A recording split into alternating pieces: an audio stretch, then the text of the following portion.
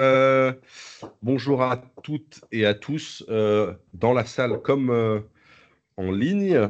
Euh, c'est un grand plaisir D'habitude, les séances du séminaire sont thématiques, mais il se trouve que pour une fois, quelqu'un a pris le temps d'écrire un livre entier sur l'épistémologie des sciences de gestion.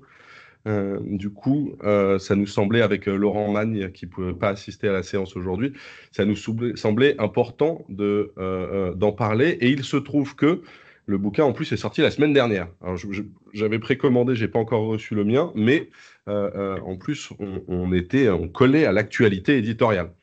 On a contacté Rémi Jarda, professeur à Évry, qui nous a fait le plaisir et l'amitié de venir nous présenter l'ouvrage. Alors, c'est un exercice un peu compliqué parce que euh, c'est un ouvrage issu d'un cours d'épistémologie qui fait 192 slides. C'est ça. 192 slides. Du coup, il faut synthétiser un livre de 200 pages ou un cours de 192 slides en une présentation pour un séminaire. C'est donc un exercice difficile, mais on aura l'occasion de revenir sur certains éléments pour les développer s'il y a la moindre incompréhension ou réaction, contre-argument ou applaudissement. Euh, un élément important, puis je laisserai la parole à Rémi, c'est que c'est un cours d'épistémologie normative, c'est-à-dire que ce sont des vraies propositions de choses à faire.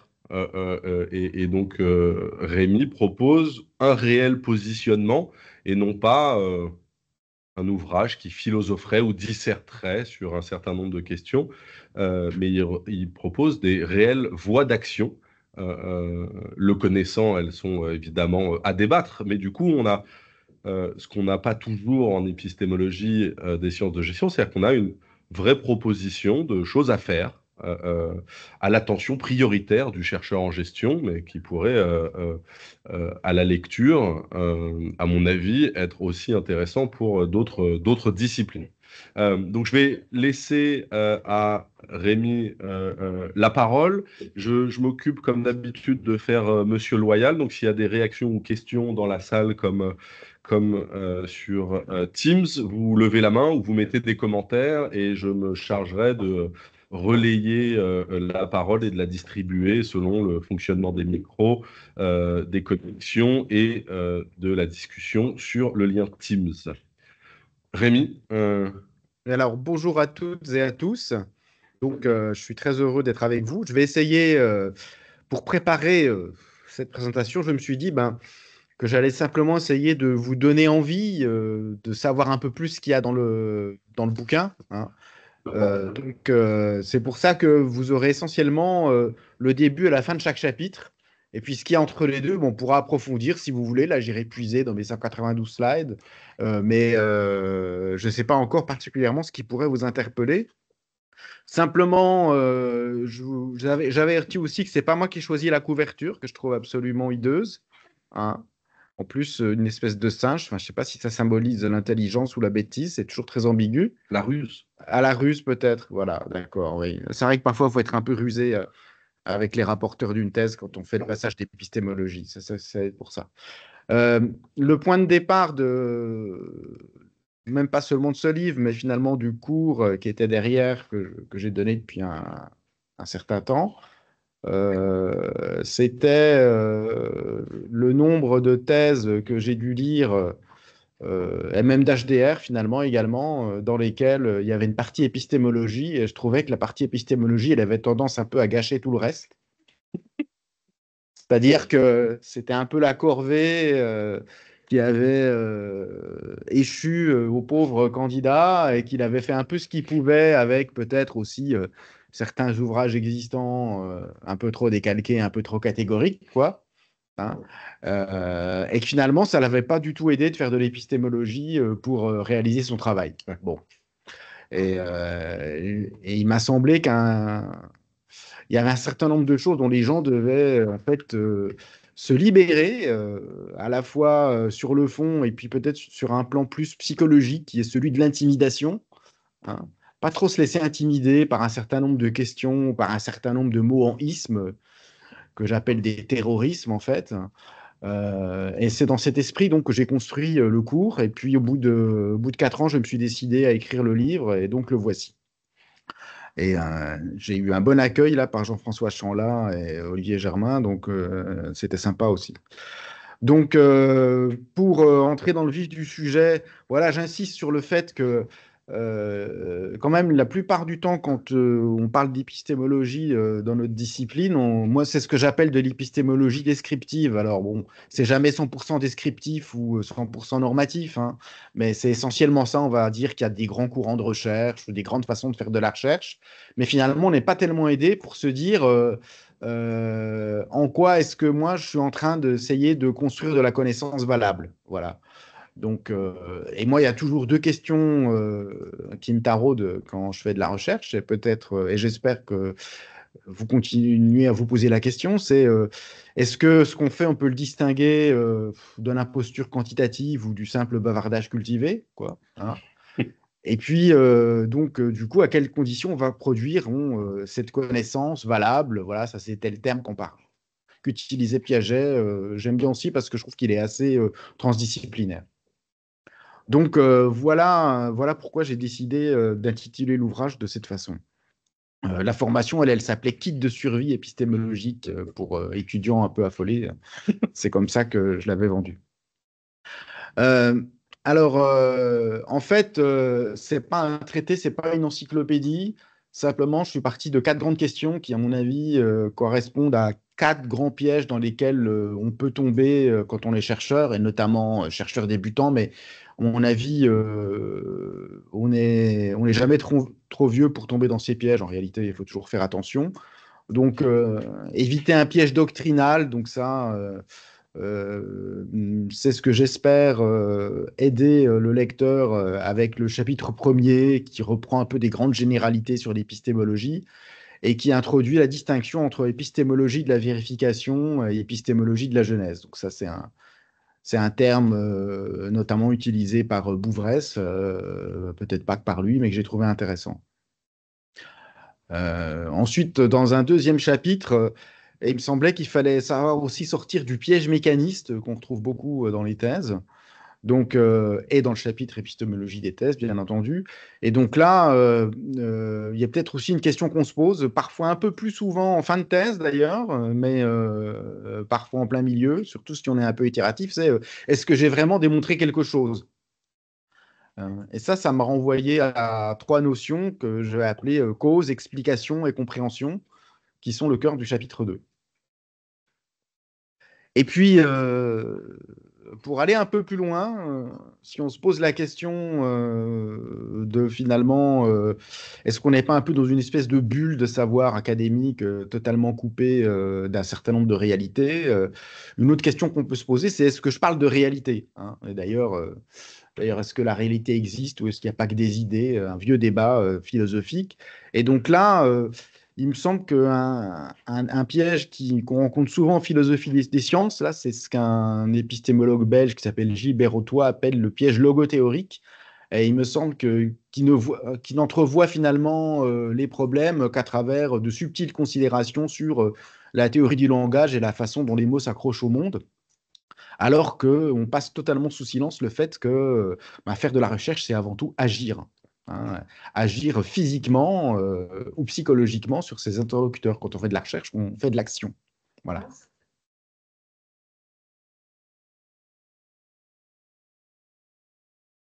Oui, oui, je pense que c'est une erreur. Voilà. Donc, Même Cardac. voilà. Voilà. En fait, on écrit, bien sûr, mais en général, en même temps, on agit, il y a des cycles. Enfin, bon, si on rencontre des gens, si on triture des bases, si on envoie des questions aux gens, tout ça, c'est de l'action, en fait. Voilà. Et même quand on croit simplement décrire quelque chose, c'est aussi une action. Donc, ce chapitre fait appel à 3 grands domaines que sont la réalité, le langage et l'impact. Et on va y revenir tout à l'heure. Et puis enfin, question de la vérité. Donc, suis-je en recherche de vérité? Qu'est-ce que c'est que mon cheminement? Et ça renvoyait plutôt à la question, alors très travaillée par les philosophes d'inspiration pragmatiste, hein, qui est la logique de l'enquête, hein. Moi, j'ai toujours eu l'impression de faire une enquête, parfois même une espèce d'enquête policière dont on a envie de connaître la suite, la fin. Ça fait partie, après tout, de la passion qu'on peut mettre dans ce travail. On a envie de connaître, on identifie des énigmes et on a envie d'essayer de contribuer à y résoudre. Et donc là, dans ce chapitre 4, on parle de deux choses finalement, la logique de l'enquête, mais aussi de l'inconscient de l'enquête. Alors ça, c'est une partie qui est dédiée pratiquement à un seul auteur et à un seul ouvrage, qui est le dernier ouvrage qu'a écrit Georges Devreux, qui s'appelle De l'angoisse à la méthode dans les sciences du comportement. Et donc des collègues qui sont aujourd'hui émérites m'avaient recommandé ce bouquin, ça les avait beaucoup marqués. On a un peu oublié. Donc là, je reviens dessus et je pense que ça peut avoir son intérêt, quoi. C'est-à-dire que il ne faut pas croire qu'on est transparent à soi-même, même si on essaie d'avoir de la réflexivité, de se poser des questions. On n'est pas forcément transparent à soi-même dans le travail de recherche qu'on fait. Et donc, essayer d'enquêter de cette manière peut nous permettre de rester engagé, mais d'être conscient de nos biais et finalement d'enrichir un peu plus notre travail. Et donc là, le piège qu'on a, c'est le piège de l'angoisse et de la quête de certitude, hein, qui est aussi, me semble-t-il, un piège pour doctorants ou pour chercheurs plus expérimentés. Il y a une question dans la salle.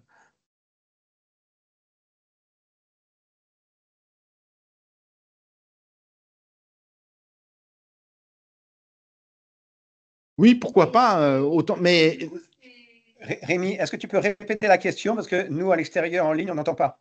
donc la question, Ou alors, il faut que tu allumes ton micro. Le temps que tu fasses ta...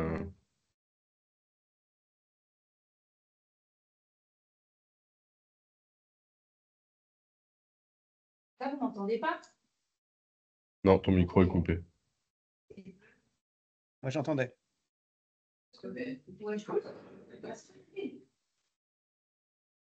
Elle arrive pour poser sa question. C'est gentil. Oui, donc je posais la question d'un positionnement du chercheur partisan. Voilà.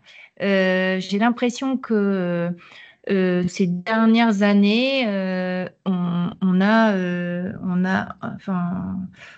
une approche. Alors, c'est parce qu'on m'avait suggéré ça. On m'avait dit, Béatrice, toi, tu travailles sur l'environnement, donc tu es une chercheure partisane. Et j'avais dit, ben non, parce que c'est pas parce que je travaille sur l'environnement que je suis partisane, puisqu'en fait, pourquoi on n'est pas partisan quand on travaille dans un objectif économique, mais quand on travaille sur un objectif social ou environnemental, on devient partisan. Et donc, c'était ma question par rapport à est-ce qu'on identifie ouais. est-ce qu'on peut s'identifier ou se caractériser en tant qu'enquêté pour justifier un positionnement? Alors, par rapport à ça, moi, je dirais que la grande illusion, c'est de croire qu'on peut être un chercheur totalement désengagé, en fait. Et donc, vouloir croire qu'on est totalement désengagé, c'est se tromper, et me semble-t-il, c'est là tomber dans un piège, justement. Donc, il vaut mieux se poser la question, est-ce qu'on n'est pas un peu engagé ou partisan dans ce qu'on fait, et pour quelles raisons, et donc se lancer dans une enquête sur soi-même pour justement être un peu plus conscient des limites de ce qu'on propose ou du fait qu'on a choisi un certain nombre de directions pour poser des questions qu'on allait laisser de côté d'autres. Mais quel que soit le sujet, finalement. Voilà, quel que soit le sujet, oui. Mais il n'y a pas plus partisan que de dire qu'on fait une recherche totalement non partisane et désengagée, me semble-t-il, hein. On n'est pas des IA, quoi. Voilà. Donc voilà, c'était ma réponse à la question. Alors, si vous voulez, ce qu'on peut faire, moi, ce que j'ai proposé ensuite, c'est de, chapitre par chapitre, partir des questions de départ, et puis ensuite directement arriver à la conclusion. Et puis, si vous voulez en savoir plus pour le milieu, ben, on verra. Mais ça fait déjà 25 slides de faire ça. Il y avait des questions dans la salle? Non, j'ai pas vu. Non, parce que j'ai cru entendre un bruit, mais... Une erreur de micro. C'est une erreur de micro? Ok. Donc, en fait, le bouquin commence par 14 questions. Et il dit, voilà, peut-être que de temps en temps, voici 14 questions. Donc, si vous voulez poser, et si elle vous empêche un peu de dormir, eh bien, peut-être que ce livre est fait pour vous. Hein. Et en fait, chacune des questions correspond, en fait, chaque groupe de questions a été utilisé dans un des 4 chapitres. Donc, pour le chapitre 1, qui reprend un peu quelques grands classiques de l'histoire des sciences et de l'épistémologie, avec notamment Karl Popper d'un côté, Thomas Samuel Kuhn de l'autre. Hein. Il y a un peu de Michel Foucault aussi à la fin. On passe par le pragmatisme de Dewey, Voilà. un peu de Darwin. John Dewey passe la tête, c'est voilà. moins classique. Voilà, donc il m'a semblé que les questions que vous pouviez vous poser, c'était en soumettant mes travaux, et j'ai déjà fait face à des objections d'ordre épistémologique, et me suis déjà fait terroriser ou scotcher au mur par des questions qui font peur et auxquelles on ne sait pas quoi répondre. Hein. Et du coup, comment est-ce que moi, je pourrais réussir à situer, mieux cerner ces objections, identifier le registre de discussion qu'elles appellent, le bon registre, justement, pour ne pas se sentir mis en cause, et puis les types de réponses à apporter. Donc voilà, c'était ça un peu le but. Hein. Et en posant ces questions à travers ce panorama dont je ne donne pas ici le sommaire, moi j'aboutis à un certain nombre de propositions. Donc à chaque fin de chapitre, il y a ce que j'appelle un bilan normatif, hein, en disant c'est bien beau, j'ai promis de faire un cours d'épistémologie normative, est-ce que j'arrive effectivement à proposer quelque chose, est-ce que j'arrive à tenir mes engagements? Bon alors ça n'a rien de péremptoire ni de définitif à chaque fois, mais voilà quelques propositions. Alors quand même, une des choses que je tiens à vous montrer qui sont un peu à l'intérieur du chapitre 1, c'est deux choses qui me paraissent importantes dans notre domaine des sciences humaines. Le premier, c'est que nous, on est soumis à une espèce d'effet sandwich, hein, c'est-à-dire que la connaissance qu'on développe, elle est en prise en sandwich entre l'épistémologie et puis l'objet de notre recherche. Parce que nous, on fait l'épistémologie d'une connaissance, d'un sujet qui est à la fois connaissant. Hein. Donc, il y a une espèce de phénomène de divers degrés, et avec un espèce de vertige de connaissance, de la connaissance, etc. Bon, qui n'est pas tout à fait la même chose que ce qu'on peut rencontrer en sciences physiques. Or, comme en épistémologie, il y a beaucoup de ce que j'appelle la contamination disciplinaire, c'est-à-dire que le développement des premières sciences comme la physique ont donné lieu aux premières épistémologies. Ensuite, on fait comme si décalquer une épistémologie qui convenait à ces premières grandes disciplines valait pour toute forme de connaissance. Voilà. Donc, je ne suis pas contre l'interdisciplinarité. Il faut bien comprendre, quand je parle de contamination disciplinaire, c'est contamination de l'épistémologie. Voilà. Et donc, l'épistémologie des sciences de gestion, c'est aussi une épistémologie pour le manager. Hein. Le manager aussi, il se pose souvent la question, finalement, est-ce que c'est un peu solide la base de mon rapport là, qui va engager des décisions stratégiques? Enfin, en principe, il se pose la question. Enfin, moi, quand j'étais consultant en stratégie, je me la posais. En tout cas, bon, mais c'est vrai que je ne suis pas resté non plus dans le métier. Bon, il y a quand même des gens qui ont gagné des millions grâce à moi, alors ils m'ont dit. Donc, et puis, il y a un deuxième effet sur lequel je reviens beaucoup dans le chapitre 3, mais c'est une espèce d'effet boomerang des sciences de gestion, mais qui sont, comme toutes les sciences, qui sont reliées au langage ordinaire. Hein. C'est-à-dire que les équations de la physique quantique, tout le monde ne les comprend pas, donc ce n'est pas très grave. L'équation de Schrödinger, si vous la lisez, monsieur tout le monde, ça ne va pas changer grand-chose dans votre vie. Par contre, ce qu'on dit, nous, en management, ou ce qu'on peut dire en sociologie, ou ce qu'on peut dire en sciences politiques, c'est colporté, répété, déformé facilement, parce que c'est un langage qui est déjà beaucoup plus accessible. Et donc, finalement, l'objet même de la recherche est atteint par ce qu'on dit de lui. Hein. Donc, ce qu'on dit de l'atome ne change pas son comportement, mais ce qu'on dit du malade, du criminel ou du manager, ça a un impact direct sur son comportement, donc il y a des effets d'autoréalisation. Voilà. Je préfère ça au terme de performativité, que je trouve un peu abusif dans son usage, mais voilà, des effets d'anti-réalisation. Et ça me paraît hyper important. C'est une des premières choses sur lesquelles j'insiste quand je parle de ça aux doctorants. Et puis là, alors je vous montre un deuxième slide, plat de spaghettis. C'est le plus affreux de tout le chapitre. Mais c'est juste pour expliquer que donc là, le schéma qui disparaît, c'est le schéma de l'empirisme logique. Et j'essaie de le casser par tous les bouts. en montrant que quand on veut faire un peu d'épistémologie, ben, on se confronte à des domaines de connaissances comme de l'histoire, de la sociologie, des problèmes de révolution scientifique, de la psychanalyse, du réfutationnisme, de la pragmatique et du pragmatisme, du holisme épistémologique, de l'herméneutique, de la rationalité, mais limitée, des choses comme ça. Voilà. Et donc, c'est tout ça qu'il y a dans le chapitre 1, donc mis dans un certain ordre.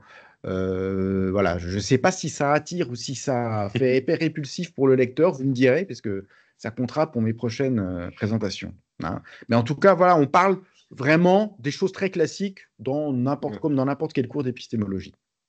Mais tout ça, ça nous mène à quoi, finalement? Bon.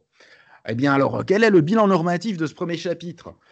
Alors, il y a plusieurs choses. Il y a des enseignements généraux, des points de vigilance, des impératifs et puis des non-impératifs. Alors, les enseignements généraux, il y a le fameux dont je vous ai parlé, l'effet sandwich. Il y a aussi l'historicité des mots en isme. Vous savez, on va vous parler de positivisme, de constructivisme, de réalisme, d'idéalisme, etc. Il faut comprendre qu'en fait, ces termes-là sont nés à un certain moment donné. Ils ont leur date, ils ont leur évolution, ils ont leur dégénérescence. Ce n'est pas des absolus qui, de manière éternelle, sont, je dirais, plantés pour baliser le champ de l'épistémologie. La deuxième chose qui me paraît importante, c'est, alors on appelle ça aussi le problème de Duhem-Quine, mais bon, je ne sais pas si c'est plus simple d'appeler ça le holisme épistémologique, mais c'est l'idée que, en fait, dans une démarche scientifique, elle est chargée de théorie par tous les bouts, jusque dans l'observation. Hein.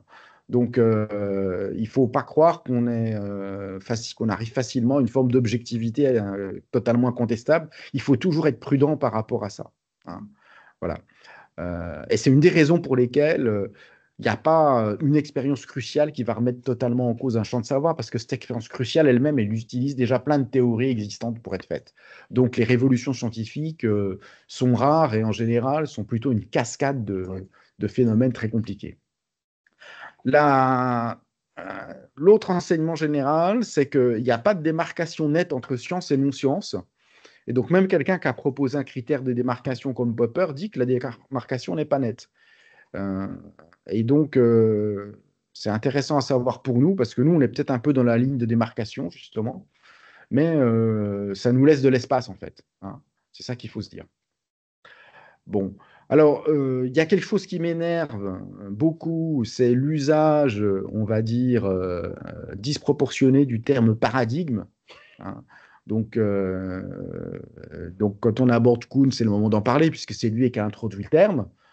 Il y a une étudiante américaine qui s'est amusée à repérer 72 sens différents du mot paradigme, rien que dans l'œuvre de Kuhn. Donc, et puis maintenant, c'est utilisé par toutes les sauces, même les managers dans les entreprises disent il faut qu'on change de paradigme, etc. J'ai une doctorante qui m'a sorti ça l'autre jour, je lui dis tu changes de mot s'il te plaît. Voilà. Donc, je veux bien, mais la plupart du temps, en fait, on est dans peut-être des schèmes de pensée plus ou moins conscients qui certains contaminent notre pensée à notre insu. Hein, donc là-dessus, Edgar Morin parle de rétrovirus de la pensée pour le paradigme, c'est pas forcément inintéressant. Moi, je préfère dire qu'on a des schèmes de pensée et qu'il faut s'enrichir de schèmes de pensée différents, il ne faut pas en avoir peur. Et on peut les assembler, on peut les triturer, on peut les redéformer, on peut en créer soi-même. Et c'est tout le contraire de se dire qu'il y a des paradigmes qui ont été posés une bonne fois pour toutes, dans lesquels on est obligé d'entrer. Et une des raisons qu'il y a derrière tout ça, c'est que les sciences de gestion ne peuvent pas être ce que Kuhn appelle une science normale, c'est-à-dire une science qui est figée dans, justement, un schème unique. Enfin, on peut être à la fois assez d'accord avec Popper, je dis assez, hein, évidemment, on ne peut jamais être totalement, et assez d'accord avec Kuhn si on distingue bien l'épistémologie de la genèse et l'épistémologie de la vérification. Donc l'épistémologie de la vérification, elle se pose la question de savoir à quelles conditions la connaissance qu'on a produite finalement est reproductible, peut être réfutée ou pas.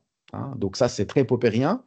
Alors que, ce que dit Kuhn n'est pas en contradiction avec ça. Kuhn, c'est plutôt un rationaliste, c'est un physicien, ensuite un historien des sciences. Ce que dit Kuhn, lui, c'est plutôt que la science peut prendre certaines directions plutôt que d'autres. Donc ça, c'est une question de genèse. Hein. Comment est-ce qu'on génère du savoir? quel est le moteur qui génère le savoir et dans quelle direction il nous embarque. Et c'est une question qui est assez orthogonale à celle de la vérification, en réalité. Donc, il ne faut pas se sentir obligé de choisir entre l'un et l'autre, il faut prendre un peu des deux. Alors, deux points de vigilance aussi, donc j'en ai déjà parlé avant, la contamination disciplinaire de l'épistémologie. Donc, il y a en fait de la physique derrière la plupart des énoncés en épistémologie et on a du mal à en sortir. Tout ça à cause de l'antériorité de cette science sur les autres, hein. Et puis une deuxième aussi qui apparaît là, notamment lorsqu'on aborde Darwin et ce qu'on a fait au darwinisme, c'est-à-dire qu'on l'a très fortement déformé pour faire le darwinisme social, c'est la tentation de naturaliser l'humain. Donc dans les sciences humaines, ça me paraît important aussi. Il y a beaucoup de théories économiques qui naturalisent l'humain de façon abusive, avec des conséquences extrêmement violentes, puisque l'économie, ça s'applique. Donc, ça, c'est un des enseignements du chapitre également. Tu avais une question, Béatrice. Je teste mon micro. Ah, mais attends, pour tester le micro, il faut que j'arrête le diaporama. Ah oui, alors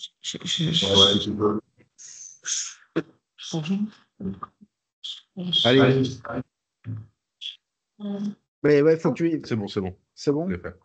quand on parle justement de point de vigilance, est-ce qu'il n'y aurait pas non plus un point de vigilance par rapport à la culture de la personne qui utilise le concept? Puisque effectivement, souvent en sciences de gestion, on mobilise des auteurs américains avec une culture différente. Tu vois, là, tu parles Popper, je sais pas de quelle origine il est. Et en fait, il est dans un contexte On culturel. aura tout dans le bouquin, c'est bien. Très bien. Voilà. Mais non, en revanche, là Commercial. il y a donc, par rapport à l'hypothèse culturaliste, j'en parle aussi dans le livre, justement, parce que, notamment à la suite des recherches de Kuhn et de l'idée que des révolutions scientifiques mènent à des changements de paradigme, on s'est mis à mettre en avant l'idée qu'il y a une incommensurabilité, en fait, entre différentes théories, différentes façons de faire la science. Et aujourd'hui, la mode, c'est aussi de dire qu'il y a une incommensurabilité entre les cultures, quoi. C'est-à-dire que si on n'est pas soi-même un Indien d'Amazonie, on ne peut pas comprendre la pensée des Indiens d'Amazonie, etc. Bon. Donc, tout ça a pour point de départ, en fait, quelque chose qui a été fait dans les années 30, qui est l'hypothèse de Sapir-Whorf, selon laquelle le langage dans sa structure elle-même la pensée, on n'en sort pas, quoi. Et donc là, j'ai tout un paragraphe là-dessus pour expliquer il faut faire un bon usage de cette hypothèse et pas en abuser. Il est beaucoup plus. Je suis tout à fait d'accord pour dire qu'il ne faut pas qu'on se mette à faire de la recherche qu'en anglais, parce que ça canalise notre pensée d'une certaine façon, mais en aucun cas, je vais dire que ce qui a été dit en anglais ne peut pas être ensuite compris et retraduit en français. Simplement, il y a des coûts de traduction plus ou moins élevés. Hein, voilà.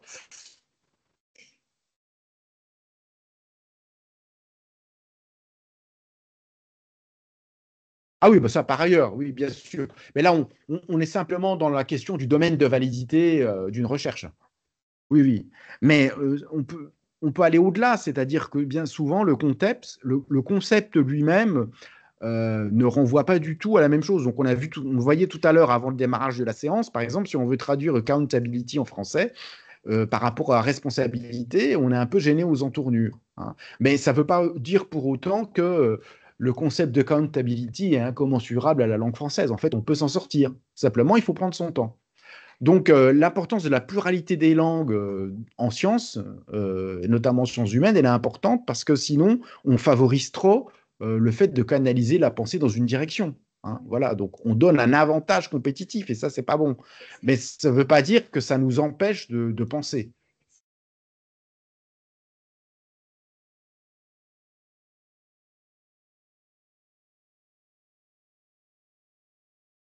Et donc, il peut y avoir des. Oui, mais ça, c'est parce qu'on fait des revues de littérature. Alors ça n'a rien à voir avec un cours d'épistémologie, mais j'adore parler de ça. C'est lié à des problèmes de conformisme dans la façon d'écrire les articles de recherche, où on fait des revues de littérature les plus exhaustives possibles, euh, euh, en se disant, pourvu qu'on n'ait pas oublié de citer le reviewer qu'on va avoir, qu'on ne connaît pas encore, parce que sinon, il va être vexé, il va rejeter le papier. Voilà. Donc, je caricature, mais il y a un peu de ça aussi, hein. Voilà. Et ça, c'est un vrai problème. Alors, c'est pas fini dans ce chapitre 1. Donc, je dis qu'il y a deux impératifs. Alors, il y a l'impératif d'autocritique.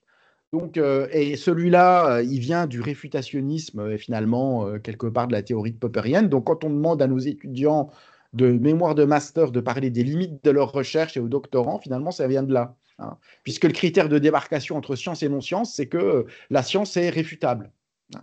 Donc, donner les limites de sa recherche, c'est dire dans quelle mesure elle peut être réfutée.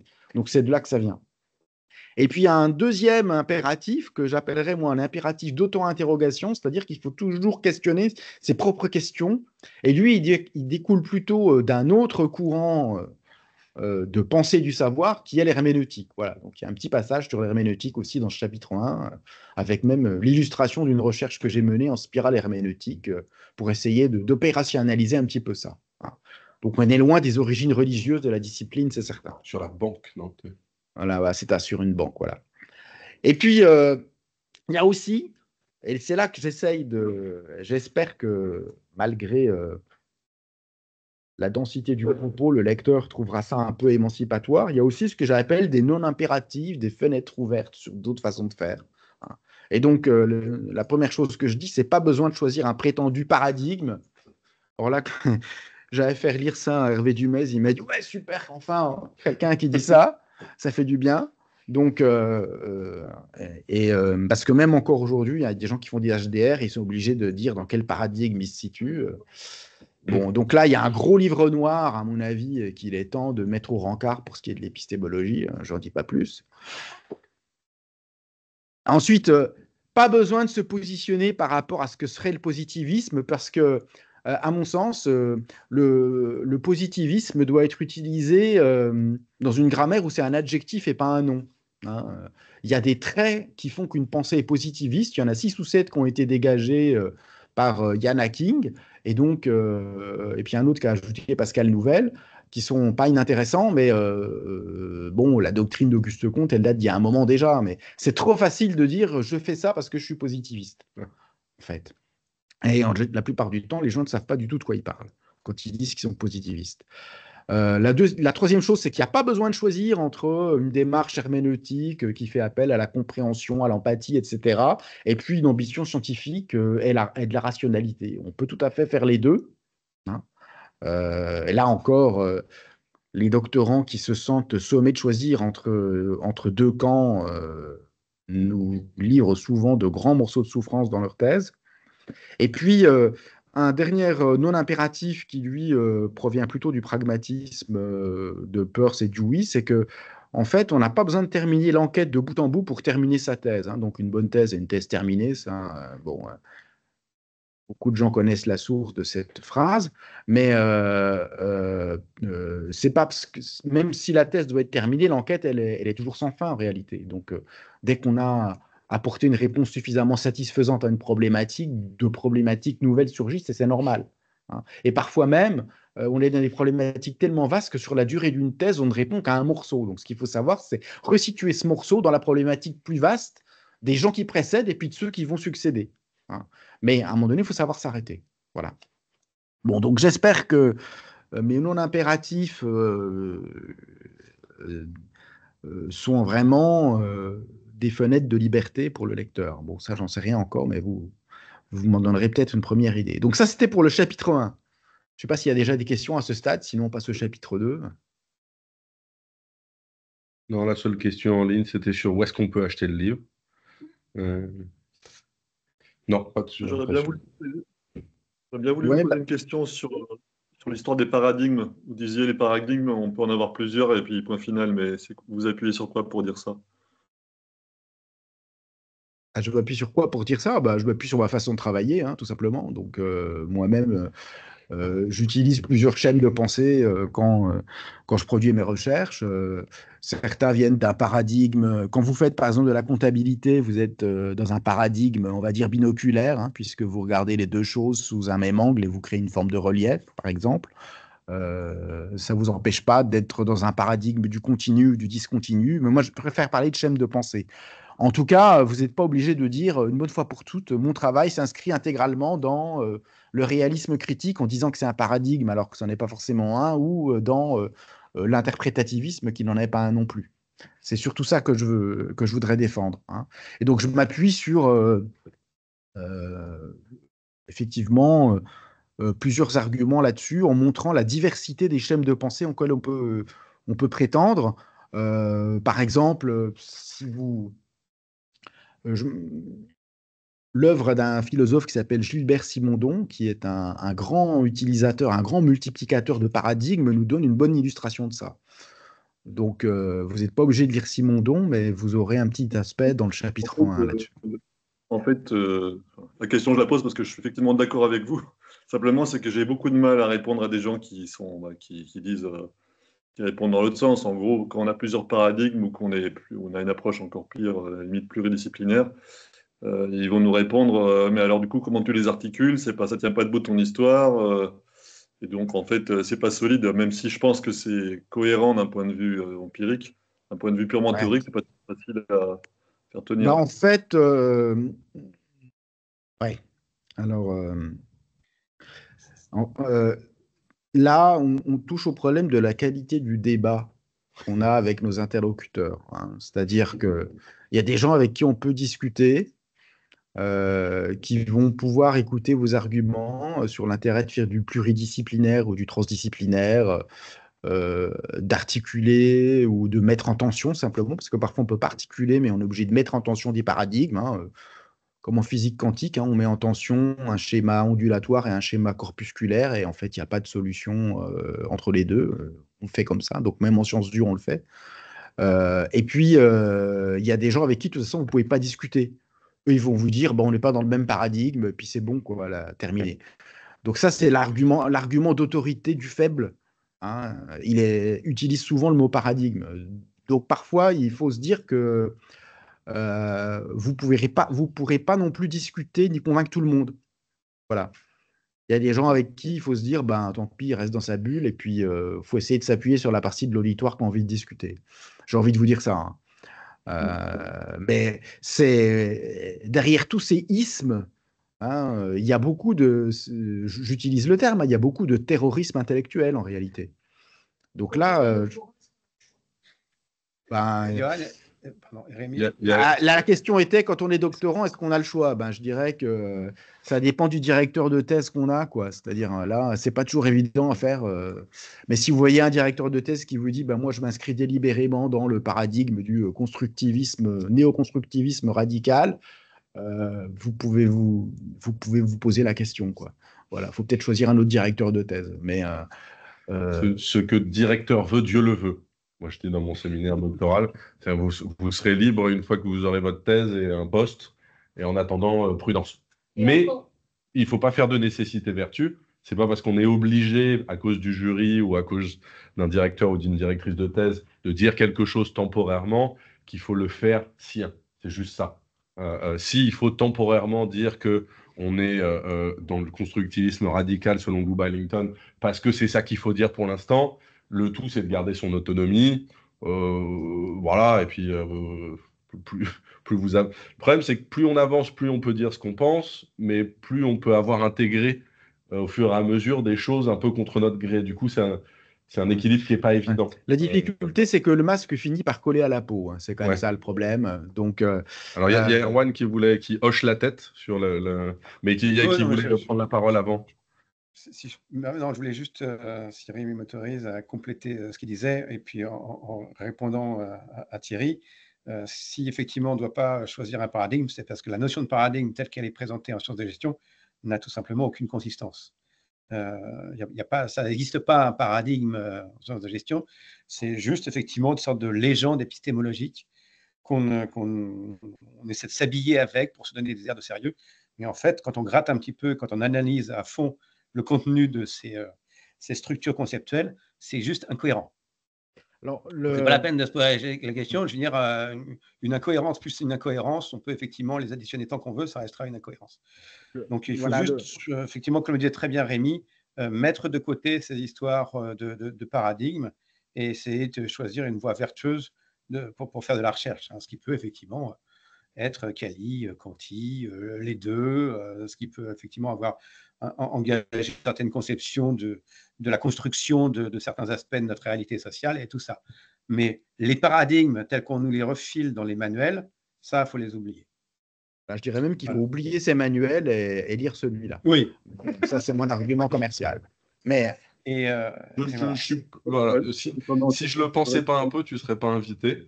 La sélection des présentations montre un choix partiel et partial mais assumé dans les bibliographies. Mais dans le chapitre 1, avec le passage consacré à Kuhn, l'argument que j'ai, c'est que la théorie de Kuhn sur les paradigmes, elle présuppose qu'il y a des alternances de sens normal qui sont dominées par un paradigme et de révolutions scientifiques dans lesquelles plusieurs paradigmes concurrents coexistent et ensuite c'est un nouveau paradigme qui l'emporte. D'accord ? Et la thèse centrale, c'est de dire que les sciences de gestion ne peuvent pas être une science normale. Donc on n'a pas enfermé, puisqu'on n'est pas assez mécaniste, on n'est pas assez rigide comme peuvent l'être les maths, la physique ou certaines branches de la biologie. Donc c'est pour ça que, comme le dit Erwan, la notion de paradigme n'a strictement aucun sens en sciences de gestion. Mais si on prend un science faible, et là on revient, mais simplement on revient à l'origine du mot qui veut dire paradigma, c'est l'exemple, où on peut dire que le paradigme c'est la source d'un schème de pensée, mais à ce moment-là, c'est en un sens beaucoup plus faible que ce qu'on trouve dans les manuels à oublier. Et dans ce cas-là, je voulais montrer, et après il faudra que tu repartages ta présentation, mais parce que c'est une question importante qui revient souvent là-dessus. Et moi, il y a une démarche assez taquine de Paul Feyerabend sur ces questions-là, qui est juste de les appliquer au sens strict. C'est-à-dire de dire, ah d'accord, donc les paradigmes sont incommensurables. Et en fait, il montre que si on le pense vraiment et si on l'affirme vraiment, les choses s'effondrent.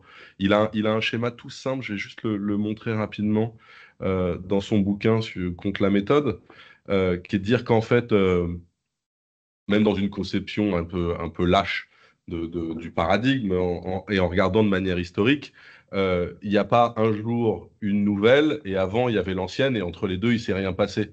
En fait, il y a toujours des moments de chevauchement, de reconnaissance réciproque, plus ou moins, des différents cadres théoriques ou des paradigmes. Donc là, j'étais vraiment pour répondre à Thierry sur, on ne parle pas que de paradigmes, mais aussi plus largement de ces différentes affirmations un peu à l'emporte-pièce. Ou programme de recherche. Programme de recherche. Si on vraiment on assouplit le terme, c'est simplement de constater la coexistence. Et là, je boucle sur l'argument premier de Rémi, qui était de dire comment je peux l'affirmer, parce que moi, dans ma recherche, je le fais. Et du coup, si moi, dans ma recherche, je le fais, du coup, c'est que c'est possible. Et de revenir vraiment à quelque chose d'un peu premier comme démarche, qui est de ne pas se laisser imposer des questions qui forceraient à travailler d'une certaine manière plutôt que d'autres, mais de dire, vu qu'il y a d'autres manières de travailler qui sont possibles, c'est qu'en fait, le recoupement, la traduction entre les différents programmes de recherche, paradigmes ou théories sont parfaitement possibles. C'est pas une impasse logique.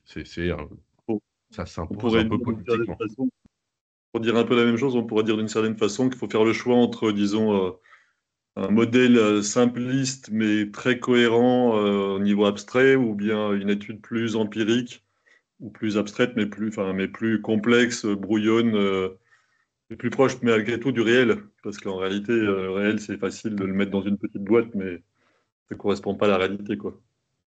Tu repartages ton écran. Très clair. Il faut que je repartage mon écran. Alors, attendez.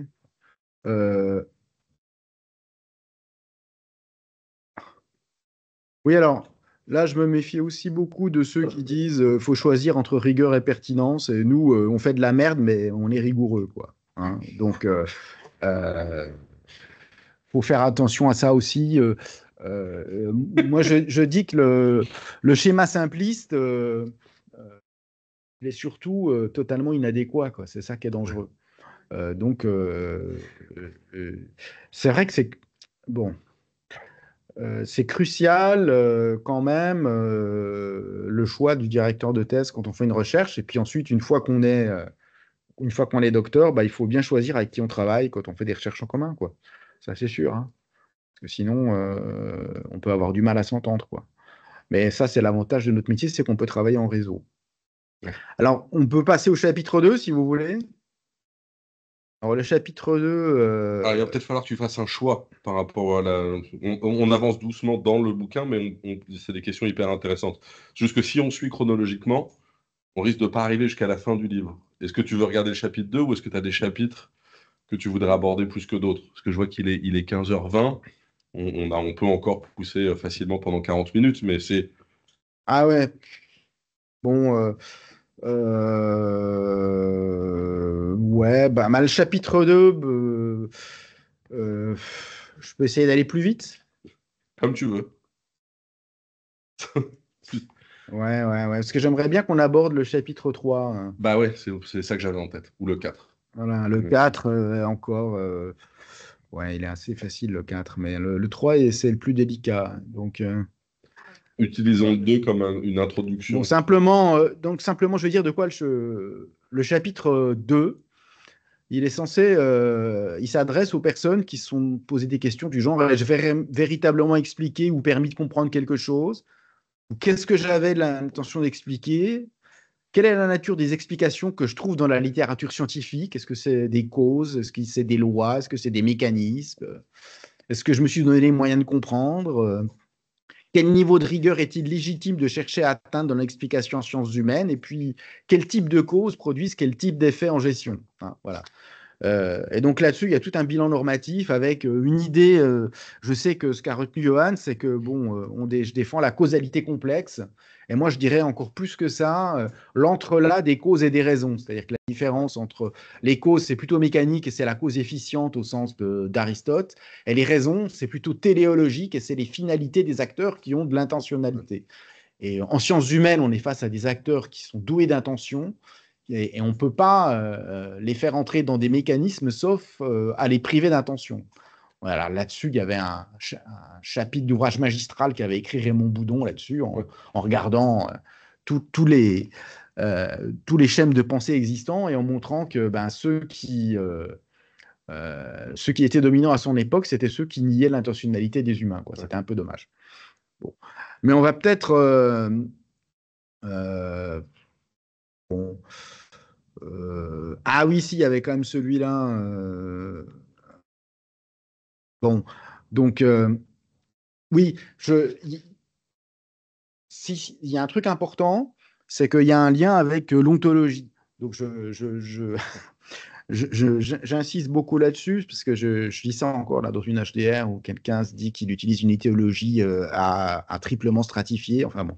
Donc, en fait, effectivement, selon qu'on considère son objet comme étant simplement un objet physique, ou bien comme étant construit par une entité intelligente en vue d'une fin, ou bien comme étant lui-même doté de fin, finalement, on pourrait se dire on est dans des ontologies très différentes. Mais en réalité, c'est pas forcément comme ça que ça marche. Et là-dessus, je trouve qu'il y a un philosophe qui s'appelle Daniel Dennett qui a bien expliqué les choses. Donc lui, c'est un philosophe plutôt spécialiste des sciences cognitives, hein. Il nous dit, ça peut être intéressant de regarder beaucoup de choses comme si c'était des systèmes intentionnels, même si on sait en réalité qu'ils ne le sont pas, parce que ça nous donne une grande commodité de langage pour décrire leur comportement et puis faire des prédictions dessus ou simplement apporter de la compréhension. Mais là-dessus, j'insiste, c'est que considérer son objet comme étant du point de vue du plan, c'est-à-dire étant fait pour servir à quelque chose, ou du point de vue intentionnel, c'est-à-dire étant doué d'intention comme un animal, y compris l'homme, ou bien purement physique et indifférent à ce qu'on raconte sur lui comme une pierre, c'est un choix qu'on peut faire pour toutes sortes d'objets. Et donc, on peut considérer qu'il y a des molécules qui sont rusées et qui ont des intentions de se glisser par-ci, par-là, même si on sait qu'en fait, elles n'ont pas d'intention. Mais ça va nous aider. Simplement, il faut garder à l'esprit que ce qu'on fait, ce n'est pas une ontologie, c'est de la commodité de langage. Voilà, hein. Donc, il n'y a pas de thèse ontologique là derrière. Il y a des commodités de langage qui nous permettent de progresser et de faire avancer nos énoncés scientifiques. Donc, on est porté par un langage, mais on n'attribue pas forcément une nature particulière à l'objet qu'on étudie. Voilà. Et un impératif qui me paraît important et que défend Hervé Dumez aussi dans son ouvrage là, de méthodologie, mais aussi en fait un ouvrage d'épistémologie, c'est moi ce que j'appellerais l'impératif d'auto-limitation explicative, c'est-à-dire qu'on ne peut pas aller trop loin dans nos explications et aboutir à des énoncés universels comme dans certains domaines d'autres sciences. On sait que ce n'est pas possible. Donc, on est plutôt des explications de moyenne portée. Donc, on va avoir des mécanismes qui sont valables à certaines conditions, dans certains contextes, avec une certaine forme de reproductibilité, puisque ces circonstances et ces contextes existent en plusieurs endroits et en plusieurs époques. Donc, on a créé un peu de généralité, mais on n'a pas créé de l'universalité. Et si on vise à l'universalité dans ces énoncés, on ne produit rien finalement. Dans une thèse, ce n'est pas possible. Donc, et parfois, on a une thèse qui est écrite sur une étude de cas unique. De toute façon, elle sait bien qu'elle a des limites, donc impératif d'autocritique, certes. Elle sait qu'elle a même pas, que même en étant purement nomographique, elle n'a pas totalement épuisé le phénomène qu'elle étudie, et elle doit l'accepter. Parce que si on attend d'avoir étudié la totalité du phénomène qu'on étudie avant de terminer sa thèse, ben la thèse, elle dure, et on ne la termine jamais. Donc, il faut savoir s'auto-limiter et dire, je ne cherche pas à tout expliquer de toute manière, je sais et on va ouvrir la discussion. Voilà. Et donc, bon, voilà, c'est ça que je l'ai dit. Bien. Comme ça, on peut aborder le chapitre 3, monsieur l'animateur. Réalité, langage, impact. Alors, là, ce chapitre-là, il est plutôt destiné à aider à progresser si on se pose les questions suivantes. Voilà. Est-ce que ce que je pense avoir compris ou expliqué existe vraiment? Parce que comme dit souvent mon directeur de thèse, est-ce que vous avez déjà serré la main à une institution? Donc, effectivement, est-ce que les institutions existent? Donc, marché, organisation, motivation, production, est-ce que ce sont juste des noms? Est-ce que ce sont des réalités? Est-ce que je décris ou est-ce que j'instaure une réalité? Est-ce que je suis plus rigoureux si je définis mes concepts dans des termes exacts? Alors ça, c'est pas mal aussi. Et là, on est aidé par Wittgenstein pour sortir d'un piège logothéorique. Et puis, jusqu'où puis-je douter? Ça aussi. Donc, voilà les questions posées. Et dans le chapitre 3, il y a toutes sortes de développements là-dessus, avec deux schémas que je vais d'abord passer, puis on reviendra dessus si vous y tenez, hein. Mais pour aboutir directement aux conclusions. Voilà, donc tant pis pour celui-là et tant pis pour celui-là. Mais dans ce chapitre, qui a plusieurs inspirations, donc il y a du Wittgenstein, il y a aussi du Ian Hacking, il y a aussi un certain nombre d'auteurs. Ce qu'il faut se dire, c'est que souvent, quand on remet en cause un énoncé scientifique, on peut remettre en cause une théorie, on pense moins souvent à remettre en cause les entités invoquées, hein. Et donc, l'histoire des sciences est pleine d'exemples de ce genre, où on va remettre en cause plein de théories physiques, mais par exemple, remettre en cause l'existence de l'atome, plus personne ne le ferait aujourd'hui. Sauf une seule personne qui, il y a 10 ans, a écrit un livre, Les atomes existent-ils vraiment? Mais c'était vraiment le ciel de traîne d'un ancien débat, hein, voilà. Alors, la question qui était, est-ce que... il y a une autre question qu'on se pose souvent, c'est est-ce que finalement, je fais des typologies? Je vais dire, il y a les entreprises ambidextres, et puis il y a les entreprises anthropiques, et il y a les entreprises... Bon, est-ce que tout ça, c'est juste des noms? Ou est-ce que vraiment c'est des noms un peu fictifs finalement? Ou est-ce qu'il y a une réalité derrière? Donc ça nous renvoie à la querelle du nominalisme. Et puis, il y a une autre question philosophique dans laquelle on peut tomber, qui n'est pas la querelle du nominalisme, qui est plutôt la querelle de l'idéalisme. C'est-à-dire, est-ce que la réalité existe ou est-ce que finalement tout ça, c'est que des idées qu'on se fait? Et une question importante, c'est bien de comprendre que les deux questions ne sont pas les mêmes. Donc la question du nominalisme, c'est une question de classification, la question de l'idéalisme, c'est une question d'existence. Et donc, ce n'est pas parce qu'on va critiquer, par exemple, être un peu nominaliste, on va nier la réalité, l'existence d'une réalité indépendante de notre esprit, par exemple. Bon.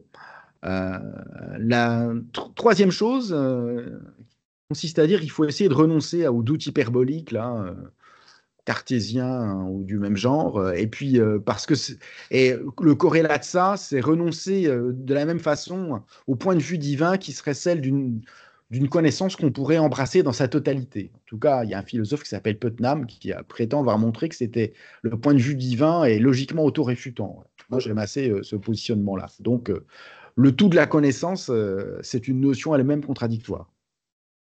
Alors, en fait, quand on décrit quelque part, on utilise un langage qui soit graphique ou beaucoup plus symbolique.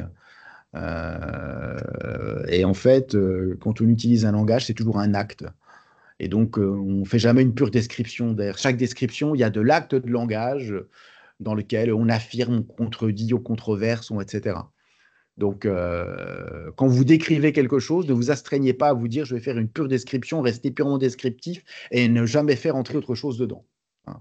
C'est comme la séparation entre faits et valeurs que réfutent les pragmatistes. Il y en aura toujours. Il faut juste en être conscient. Et puis enfin, alors là, c'est notamment la question qu'on se pose toujours. Est-ce qu'avant de travailler, je dois avoir complètement défini de manière, on va dire, totalement canonique les termes que j'emploie je pense que si on fait ça, en fait, au bout de 3 ans, on n'a toujours pas avancé ce travail. Il faut plutôt croire qu'on va affiner progressivement ces énoncés et les propositions d'action sur le monde. Et en fait, ce qui est premier, et ça, c'est vrai que c'est pas répandu comme idée. Ce qui est premier, c'est pas les données immédiates de la conscience, c'est pas la matière ou c'est pas l'esprit, c'est plutôt le vague. Hein. Donc ça, c'est une idée force de Charles Sanders Peirce qui est décrite dans le chapitre. Là, il y a moins de questions tout à coup. Il assomme bien le chapitre 3.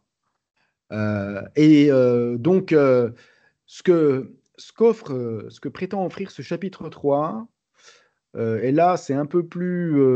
C'est vrai que j'avoue, je me mouille un peu plus peut-être. Je ne sais pas si tout le monde me suivra là-dessus, mais c'est une grammaire de pensée où action et représentation sont les termes premiers, tandis que réel est un terme second. Hein. Voilà. Et ça, c'est une grammaire qui a été proposée par Hacking que je trouve tout à fait intéressante. Et donc, dans cette grammaire de pensée, plutôt que de dire on part du doute radical, on va plutôt se dire il y a des choses on travaille dans le vague et petit à petit on va affiner. On va renoncer à éliminer totalement le vague. Il y aura toujours une part. Donc la clarté définitive, etc. Tout ça, c'est un peu une blague. Les représentations scientifiques peuvent être assimilées in fine à de l'action. Je sais que je m'avance beaucoup quand je dis ça. Parfois, je me demande si je ne vais pas un peu trop loin. Mais voilà, disons que toute représentation est une forme d'action. Et je dirais qu'en sciences humaines, en plus, il n'y a pas vraiment de séparation entre représentation et action à cause de tous ces retours qui sont faits entre l'objet de sa recherche, ce qu'on en dit, ce qu'il devient, etc. Et c'est là-dessus que les gens ont voulu parler du terme très à la mode de performativité de la science, etc. Moi, je préfère dire qu'il y a beaucoup d'effets d'auto- et d'anti-réalisation dans les sciences humaines parce que ce qu'on dit est accessible au langage courant des gens à qui on parle. Hein. Et ceci va aussi bien traverse de part en part, de l'amont jusqu'à l'aval, toute la démarche scientifique. C'est-à-dire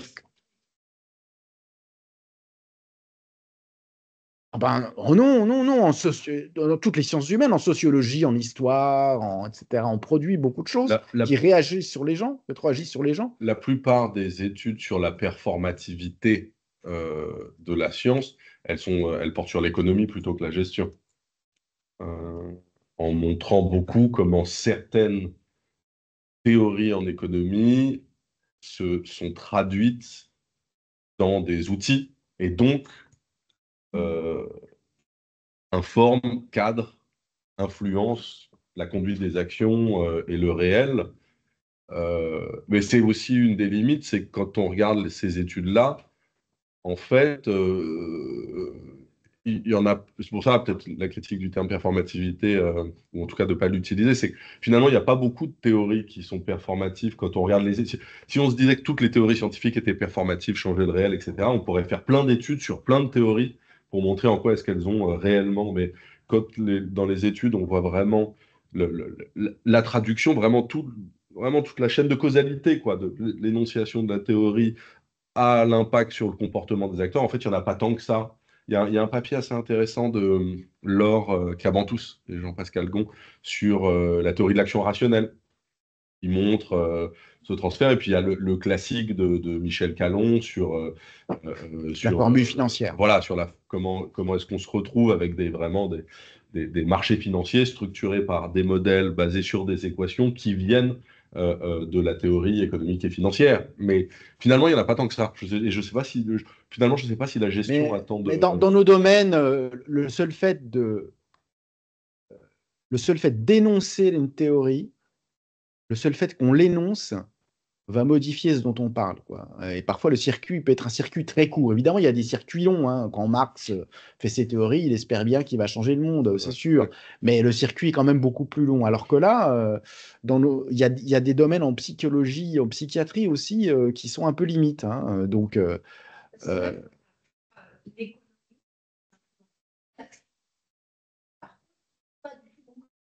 notamment les limites, les hypothèses qui sont prises, bah alors, tu vois, il y a ça en fait. il y a des exemples, par exemple, si où tu fais un économiste produit une formule d'évaluation financière d'un actif, et immédiatement, cette formule est ancrée dans l'ordinateur qui calcule automatiquement le prix des actifs à la bourse de Chicago. Donc là, tu vois, le circuit, il est direct.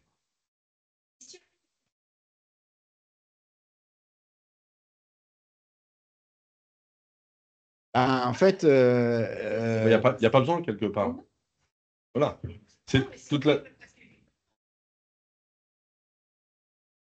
Pas forcément très bien pour la société.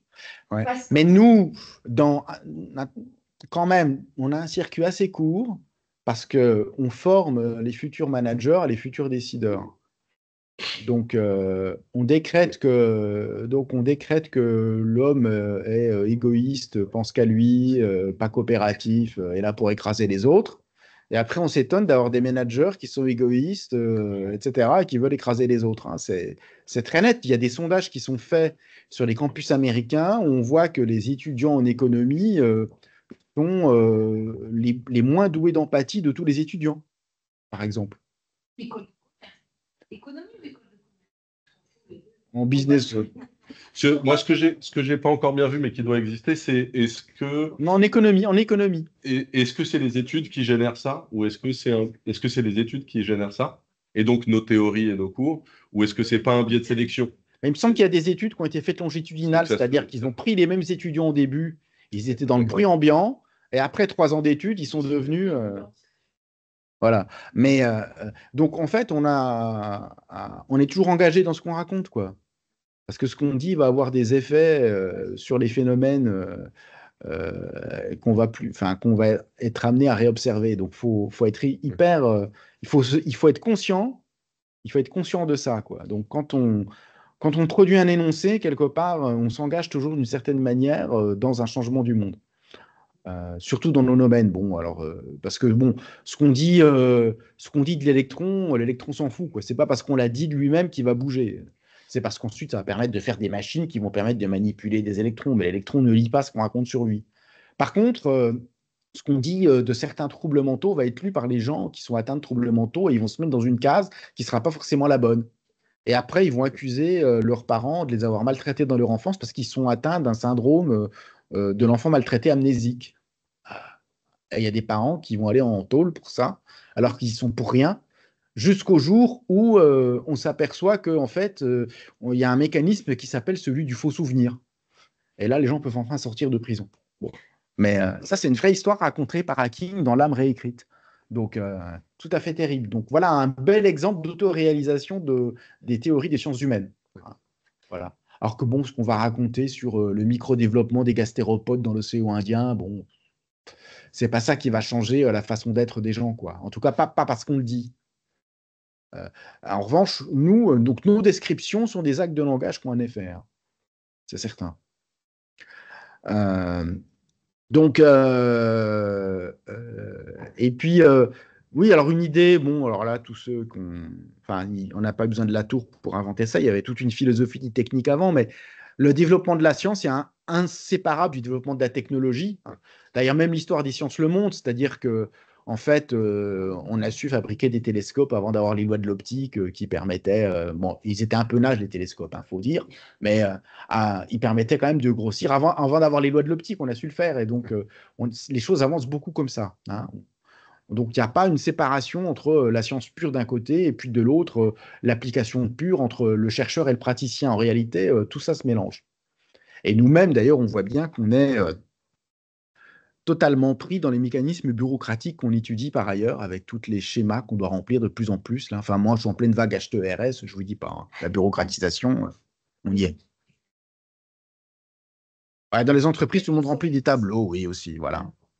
Mais bon, ils sont payés pour ça, au moins, alors que nous, on n'est pas censé être payés à remplir des tableaux. Et c'est payé beaucoup plus cher de remplir des tableaux que d'essayer de créer du savoir, ça c'est sûr. Bon, ça c'était le chapitre 3. Des questions?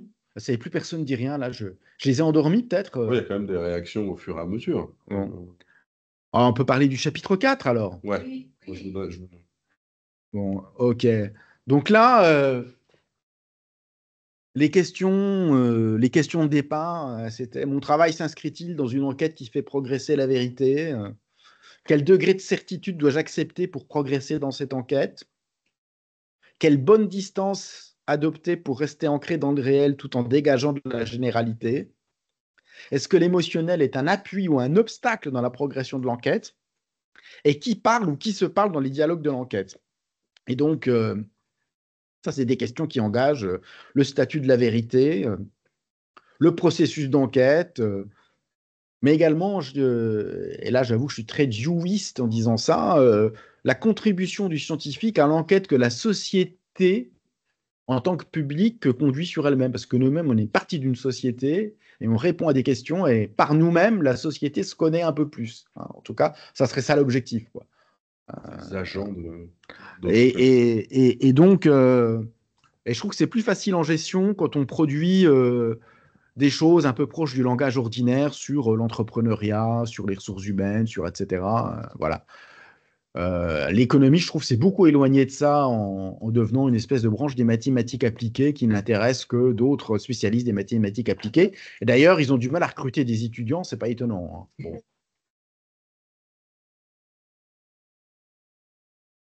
Ouais, donc ce que dit la collègue, c'est que c'est pourtant eux qu'on écoute. Ben oui, je sais bien, on voit la situation dans laquelle on est.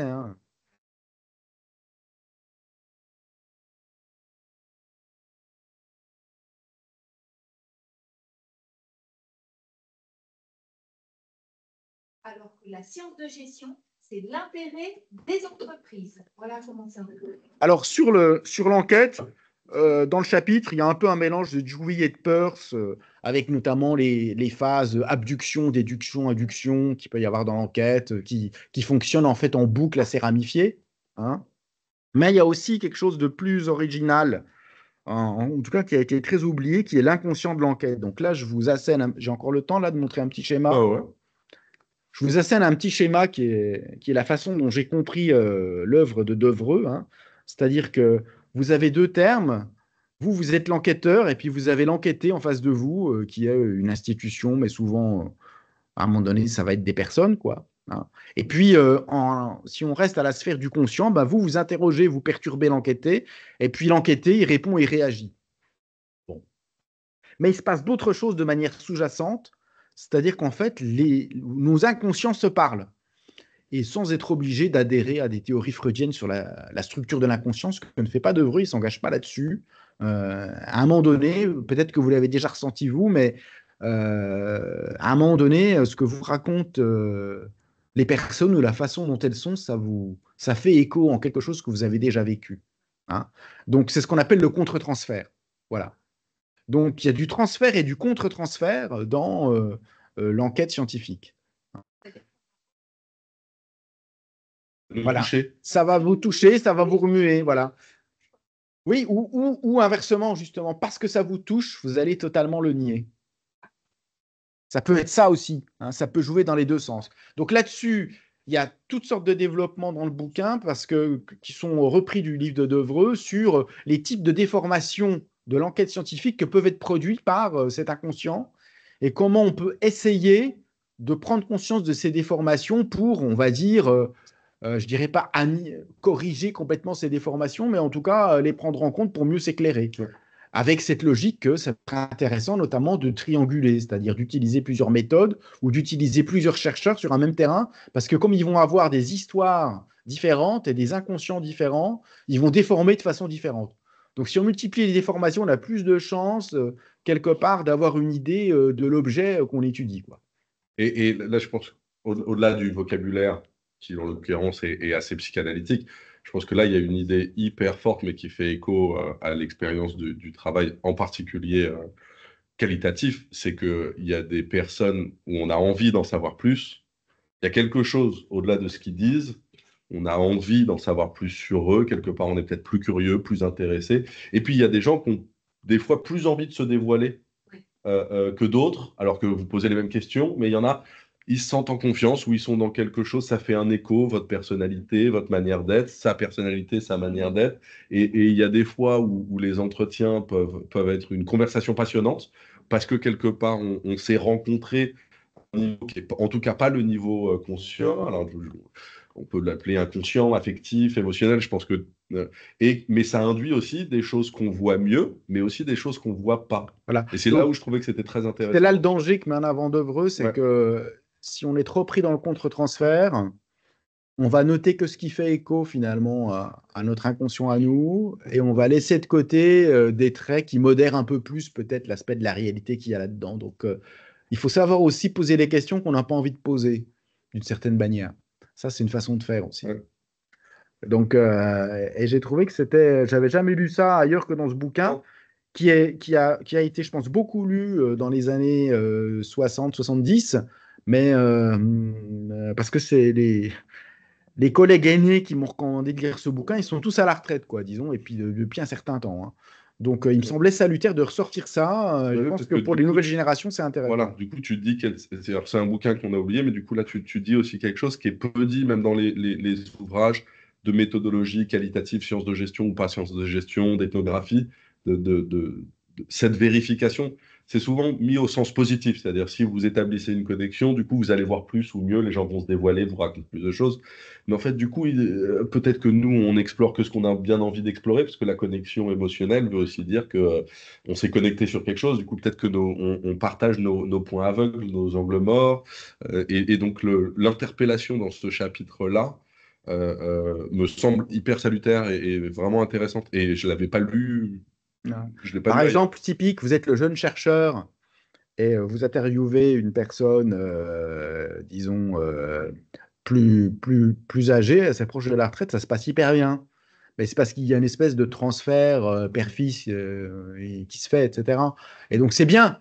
Donc, il faut en profiter pour recueillir les choses, mais après, il faut savoir peut-être poser d'autres questions aussi, malgré tout.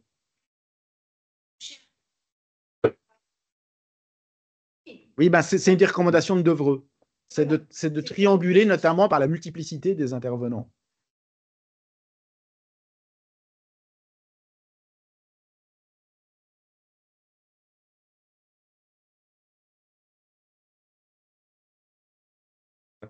Pour ce que... Je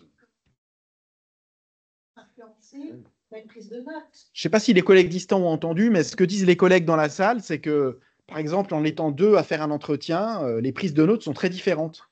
Ouais. Et ça, c'est pas uniquement lié à la formation que chacun a eue, c'est lié aux résonances inconscientes. Voilà. Et de l'autre, enfin, et de la personne interrogée. Voilà. Alors, comment on a presque terminé du coup, hein, bilan normatif du chapitre 4. Donc, moi, ce que je dis, c'est qu'on n'a pas besoin de chercher à clore son travail par de nouvelles certitudes. Au contraire, il faut renoncer à la certitude. On augmente peut-être des degrés de certitude sur certains points, mais la certitude définitive, on l'aura jamais, hein. Donc, la recherche, elle fait partie d'une enquête qui la dépasse et qui a une enquête que la société dont on fait partie fait sur elle-même. Il faut assumer la faillibilité de ce qu'on raconte. Il y a Erwan qui réagit. C'est passer d'un degré de confusion à un degré de confusion supérieur, la recherche. Ah, je ne suis pas tout à fait d'accord, non, parce que le fait de problématiser, c'est déjà beaucoup clarifier les choses. Donc, mais tout en laissant d'autres de côté. Il taquine, bon, d'accord. Excuse-moi, moi. C'est un séminaire où on taquine beaucoup. Bon, ah d'accord. Non, mais c'est difficile. Moi, je suis là pour faire de la pub, alors tu comprends. J'ai un peu de mal à rigoler, moi. Hein. Bon, moi, je plaisante pas avec mon produit. Hein. Bon, donc pas besoin d'éliminer tout engagement ni tout affect dans l'enquête. En revanche, développer une réflexivité sur eux. Hein. Donc là, il y a bien un impératif de réflexivité critique. Finalement, il faut auto-diagnostiquer son engagement et son angoisse. Et puis un impératif de triangulation. Hein. C'est ce qu'on disait tout à l'heure. Donc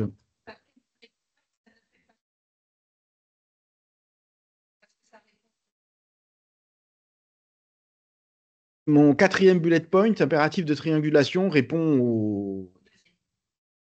Oui, oui,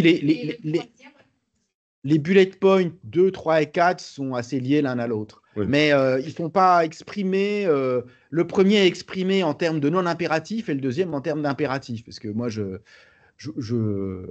Donc, vous voyez que faire de l'épistémologie normative, ça reste un peu possible, quoi. On peut quand même ressortir des recommandations. Bien qu'on soit dans une science hyper molle, pleine d'incertitudes, science définitivement anormale, et j'espère qu'elle le restera, parce que sinon elle va se couper de la richesse du réel. Voilà. Donc ça, c'était là. Et j'avais une conclusion, pour conclure provisoirement, donc c'est la conclusion du livre, la conclusion assez brève. Hein. Donc, si la science a une enquête, l'épistémologie, qu'est-ce que c'est? Ben, c'est une enquête sur enquête, en fait. C'est pour ça qu'elle n'a pas de fin non plus. Hein. Et donc là-dedans, c'est pas un traité d'épistémologie, en fait. C'est juste traiter les problèmes qui me paraissaient les plus urgents, vu ce que je lisais dans les thèses et les HDR, quand on m'a demandé de faire une formation. Bon. Et comme toute l'enquête, l'épistémologie n'a pas de fin, mais cet exposé doit en avoir une. C'est pour ça que je vous remercie de votre attention. Voilà, ça c'est ma blague. Voilà. Merci beaucoup. Alors, est-ce qu'on a des questions, réactions? Passe, Malhergie.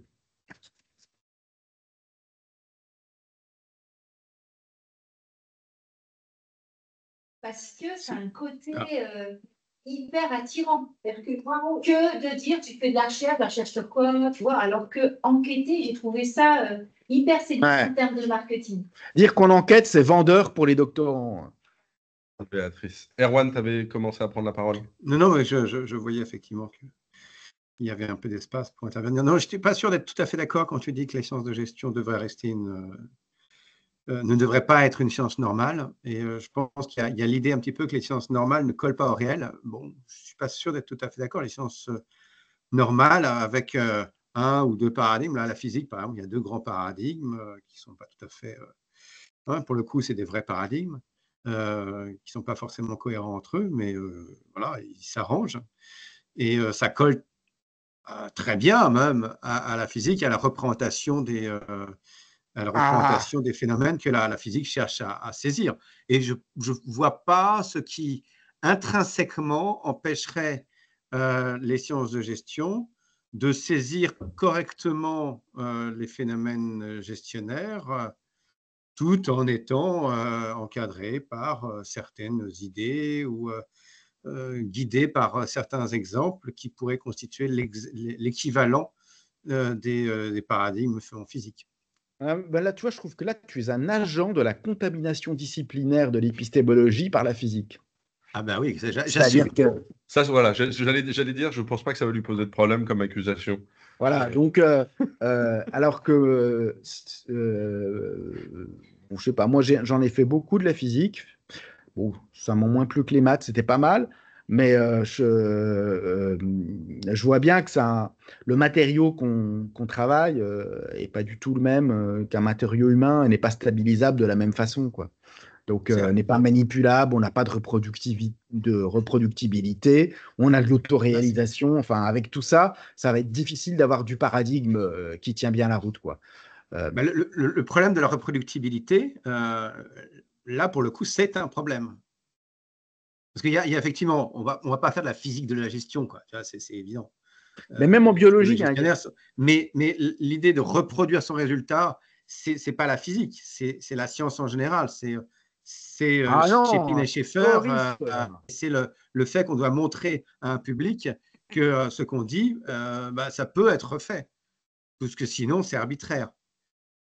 Oui, c'est parce que toi, tu vois la science comme étant la science physique.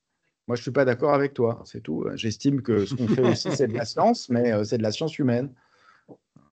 Oui, mais alors moi on m'accusera de bourdieusianisme, mais on pourrait m'accuser d'autre chose. Je pense qu'il y a quand même une certaine stabilité des structures sociales. D'autres pensent qu'il y a une stabilité des structures de l'inconscient, de la psyché.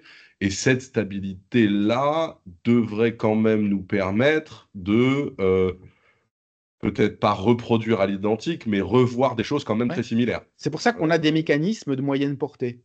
Donc, alors, c'est là où il y a quelque chose d'intermédiaire dans ce que tu dis, mais que tu as dit dans la présentation, qui est de dire la différence entre universel et généralisation, et d'assumer une moyenne portée. Mais là où je rejoins Erwan quand même, c'est que dans cette moyenne, ça veut dire que dans cette moyenne portée, dans le temps et dans l'espace, il faut quand même qu'on vise à une certaine reproductibilité du résultat. Sinon, vraiment, la portée, elle est toujours infiniment petite. Et tu vois, je veux dire, si on dit quelque chose, effectivement, on ne peut pas l'affirmer pour toutes les organisations de la Terre entière. Mais si ce qu'on dit sur une organisation, dès qu'on traverse la rue, c'est complètement différent, est-ce qu'il n'y a pas un peu un échec dans le travail Oui, scientifique? je suis d'accord. C'est pour ça qu'il faut de la moyenne portée. Je n'ai pas dit qu'il faut de la D'accord. courte portée. Voilà, mais après, le débat, c'est... Mais en revanche, l'exactitude de reproductibilité qu'on est capable d'exiger dans certaines branches de la biologie et en physique, il ne faut pas se l'imposer à nous, ça, c'est pas possible. Non, mais il s'agit pas là, il y a un glissement quand tu dis l'exactitude de la reproductibilité. On ne va jamais demander effectivement même à un biologiste d'ailleurs, hein, pas forcément à quelqu'un en sciences sociales, d'avoir le degré de reproductibilité qu'on exige d'un physicien ou du CERN, hein, où il faut effectivement, je sais plus, un 6 sigma pour considérer qu'un résultat a été reproduit, quoi. Donc, ça, c'est en lean management, le 6 sigma. ouais, non, mais ça vient, je pense que ça vient de la physique, parce que c'est chez eux, effectivement, qu'ils l'utilisent. Donc, c'est évidemment des exigences qui sont impossibles à tenir en gestion. Oui, mais ça n'empêche qu'il faut quand même qu'il y a un minimum de, si tu ne veux pas reproductibilité, parce que le terme est employé par la physique, un minimum de répétabilité. Bon, ouais. Similarité. Généralisabilité, disons. Ça me non, mais je pense que ton terme de généralisation de moyenne portée, et du coup, après, de discuter de quelle est cette portée, me semble plutôt correct. Mais du coup, derrière, il faut clarifier. Est-ce que la portée, c'est de traverser la rue, traverser la région, traverser le continent, et du coup, on peut discuter des questions de culture, de background derrière ça. Juste, il y a une question de Chloé qui dit, du coup, est-ce que, sans forcément faire du terrorisme disciplinaire et de la contamination, si ce que tu dis sur les sciences de gestion, ça ne s'appliquerait pas au moins aux sciences humaines et sociales? Oui, c'est pour ça, d'où le titre. Voilà. J'ai dit que c'était à l'attention prioritaire du chercheur en gestion. Mais je pense que si on n'était pas aussi sectaire entre disciplines, des sociologues ou des économistes pourraient trouver ça intéressant.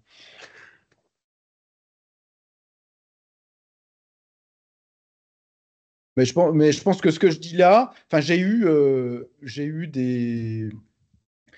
des doctorants dans la formation en sciences humaines autres que la gestion. Ils ont trouvé ça intéressant aussi, en fait. Ou même en histoire de l'art, etc. Ça leur a plu. Donc, Moi, mon expérience, en étant passé par la sociologie, c'est que nous, on se pose trop ces questions et du coup, peut-être qu'eux, ils ne se les posent pas assez. C'est-à-dire, nous, on est vraiment traumatisés par ces questions. Il faut que toute thèse ait un chapitre d'épistémologie. Il faut que tout manuscrit de HDR ait un passage d'épistémologie. Il y a une espèce d'obsession avec un complexe d'infériorité, etc., dont on a déjà discuté avec Erwan, de physics envy, d'espèce de jalousie et du coup de confusion sur les questions d'épistémologie. Là où d'autres disciplines se la posent peut-être pas suffisamment, se posent pas suffisamment ces questions. Du coup, je pense que oui, ça peut intéresser de se dire ah oui, nous ici, la manière dont tu formules les questions, c'est une manière de reformuler des questions un peu obsessionnelles. au sens vraiment psychopathologique du terme dans notre champ, je pense que d'autres disciplines pourraient aussi se dire, ah ouais, oui, ces questions, on peut se les poser, on devrait se les poser. Ben, moi, je pense que oui, nous, on se les pose. Mais alors, c'est un mérite de se les poser quelque part. Ouais. Après, on est, c'est pas une raison pour culpabiliser. C'est ça la différence. Erwan, tu as réallumé ton micro. Oui, non, parce que je voulais juste effectivement appuyer ton point et dire que l'idée effectivement de ce complexe de culpabilité, de complexe d'infériorité des sciences de gestion qui surcompense à coup d'épistémologie et de paradigme épistémologique, oui, je pense qu'il faudrait faire une psychologie, une psychanalyse des sciences de gestion pour comprendre ça. Oui, mais le problème, c'est qu'en faisant ça, tu vois, on se paye de mots en réalité et on produit un gloubi-boulga infâme. C'est ça le problème. Complètement d'accord, oui. Oui, complètement d'accord. Et donc, il vaut mieux. Enfin, moi, en tout cas, depuis. Enfin, j'interdis à mes doctorants d'utiliser le mot paradigme. Enfin, j'exagère. Hein. S'ils réussissent à justifier suffisamment, on peut. Mais en tout cas, pas au sens tel qu'il est tel qu'on le trouve dans le gloubi-boulga. Dans le gloubi-boulga habituel, quoi. Oui, je serais encore plus provocateur. J'irais jusqu'à dire qu'il faut leur interdire de prononcer le mot épistémologie. Oui, alors bon. Un épistémologue qui parle, hein. Oui, alors. Sauf si tu la vois comme quelque chose qui t'ouvre des horizons. Enfin, moi, j'essaie de faire une épistémologie un peu émancipatoire, quoi, à travers ce bouquin, en me disant on veut bien faire de l'épistémologie, mais voilà comment on va la faire. Hein. Et ok, il y a quelques impératifs, mais il y a beaucoup de non-impératifs aussi. Voilà. Et beaucoup de choses qu'on peut se permettre. Donc, et c'est vrai que dans mes rêves, je supplante le gros livre noir que tout le monde doit arrêter de lire. Mais je pense que le mien est plus. Enfin, on verra. On verra. Transition parfaite pour très, très rapidement conclure, mais au-delà de remercier Rémi de la présentation, c'est pas la recommandation qu'on a avec cette opportunité-là de lire, de commander le bouquin. C'est pas parce qu'il a été invité, ça s'est fait dans l'autre sens. C'est parce que le bouquin est vraiment de grande qualité qu'on l'invite ici, et du coup que j'en recommande chaudement la commande et la lecture, mais parce que cet aspect normatif, il a deux effets simultanés, qui est à un moment, même si c'est extrêmement informé et riche en réflexion, il y a un moment où tu t'astreins à la proposition et du coup on débouche quand même sur quelque chose, on ne disserte pas jusqu'à la fin de la page, puis après on passe au chapitre suivant, on ne sait pas bien ce qui s'est passé. Le deuxième, c'est que vu que du coup tu t'astreins à ça, c'est ton exercice à toi, mais du coup en face, ça appelle la discussion. On est d'accord, soit on n'est pas d'accord, mais du coup, on est appelé à répondre, à suivre, à pas faire, à faire différemment, à faire un peu pareil, à être inspiré. Mais du coup, ça pose quelque chose, alors qu'il y a trop de discussions autour de l'épistémologie qui finissent par rien poser. C'est-à-dire, on disserte, on expose. Alors, c'est intéressant si c'est un moment, ça a forme. Là, ce bouquin-là, vraiment propose une certaine normativité qui aura des effets qui me semblent extrêmement positifs. Donc, Rémi, à nouveau, merci. Ok.